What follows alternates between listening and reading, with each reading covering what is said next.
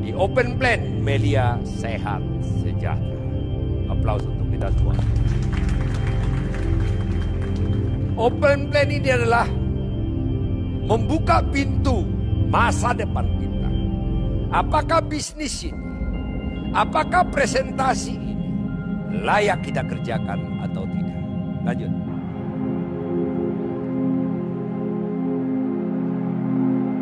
Semua orang ingin sukses. Semua orang ingin sukses, berhasil. Akan tetapi, tidak semua orang bisa berhasil dan sukses. Siapapun yang kita tanya, pengen sukses kan? Pengen sukses kan? Pengen sukses kan? Tidak ada orang yang tidak mau sukses. Tapi persoalannya, hanya segelintir orang yang bisa sukses.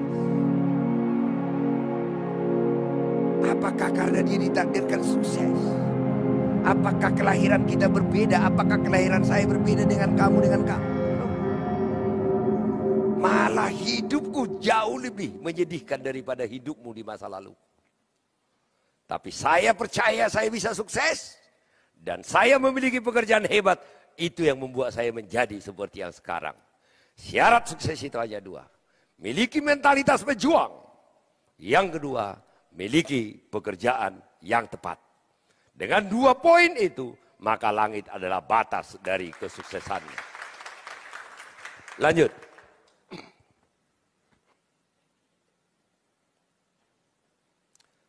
Beginilah kehidupan daripada orang tuaku. Saat saya merantau ke Jakarta, beginilah kehidupanku.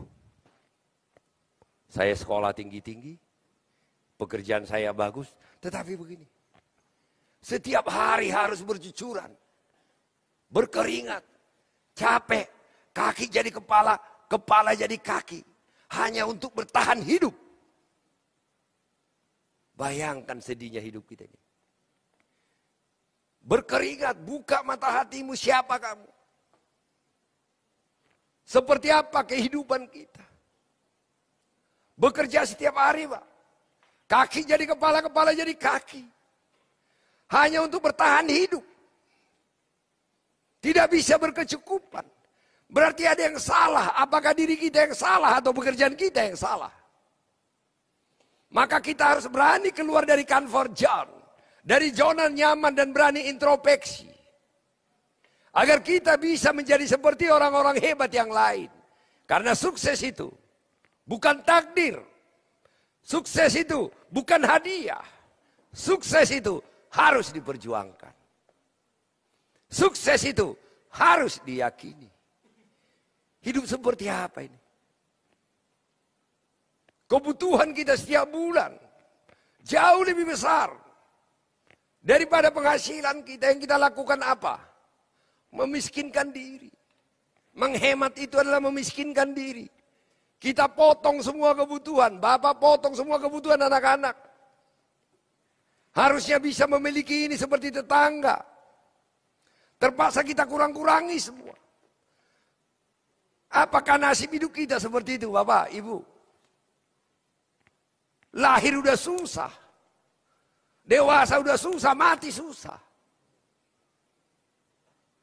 Ini butuh perenungan yang sangat mendalam.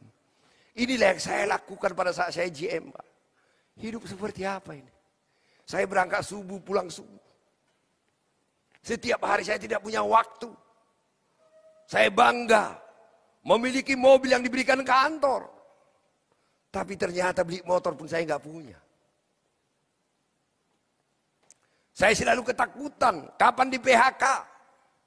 Kapan ada orang baru menggantikan saya? Hidupku tidak pernah tenang. Sekeras apapun saya bekerja, sedisiplin apapun saya bekerja, gajiku tetap tidak pernah berubah.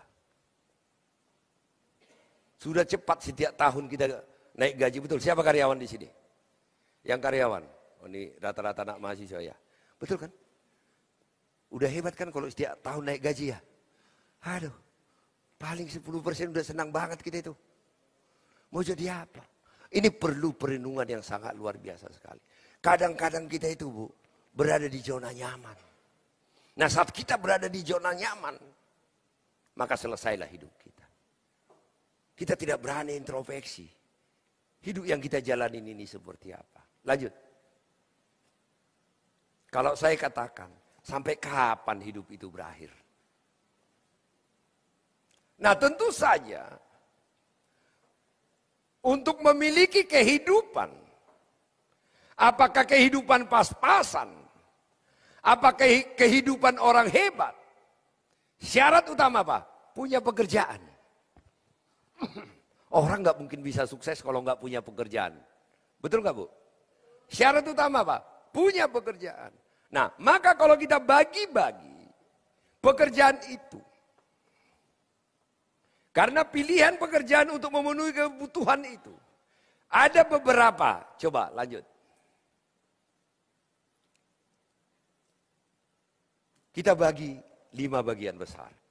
Pengusaha, profesional, karyawan, petani, nelayan. Inilah pilihan hidup setiap orang. Inilah pilihan pekerjaan setiap orang. Tinggal milih di mana. Punya uang banyak ya pengusaha. Punya pendidikan tinggi ya profesional. Enggak punya duit, hanya punya pendidikan dan skill, karyawan. Enggak punya apa-apa, pulang kampung petani, Pak. Atau nelayan. Hanya ini pilihan kita. Dan inilah yang saya pahami. Sebelum saya mengenal media sehat sejahtera. Ayo kita kupas satu-satu. Lanjut. Pengusaha.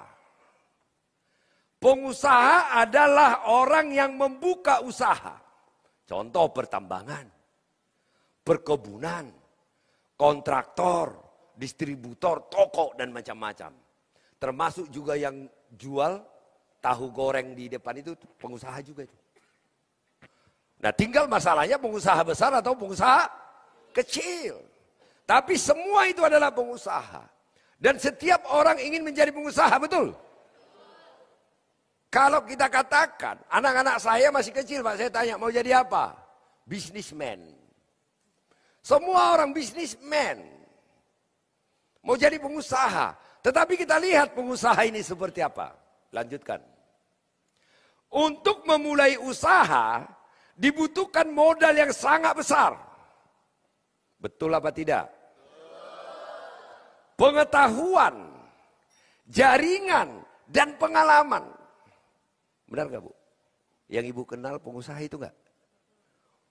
Kalau gak punya poin 2 itu, selesai lah Jim. Kadang-kadang udah punya 2 itu. Kalau gak punya nomor 3 itu, Jim juga. Kerja keras. Coba. Yang tidak bisa tidur itu, Pak. Nanti coba cek kalau ada keluarga Bapak, teman Bapak nanti. Pengusaha, Bu. Kenapa? Takut dia rugi. Takut disita bank asetnya semua. Maka bangun pagi dia bekerja, orang lagi tidur dia lagi bekerja itu, Pak.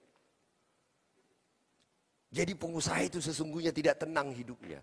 Kita saja melihat dia enak. Karena dia punya rumah bagus, mobil bagus. Tapi sebenarnya itu nggak bisa tidur. Dia ketakutan terus. Dibutuhkan kerja keras, fokus, komitmen, dan keberuntungan. Orang udah punya duit, punya jaringan, punya segalanya. Dia kerja keras, nggak punya keberuntungan. Jim, Pak, rugi. Betul nggak, Bu? Pengusaha memiliki resiko besar, yaitu mengalami kerugian dan gagal. Jadi kita melihat mindset kita. Mindset kita, pengusaha itu enak. Yang kita lihat pengusaha itu punya rumah besar, punya mobil bagus. Kita tidak tahu masalah ini. Apalagi sekarang di situasi negeri kita kayak begini. Coba, usaha apa 100 juta, Bu? Punya duit 100 juta, ya tahu goreng. Ya gak mungkin kita tanamkan 100 juta, Bapak punya 100 juta, mau bikin usaha apa, Bapak? Kontraktor. Gak mungkin. Paling 5 juta itu, Pak, untungnya.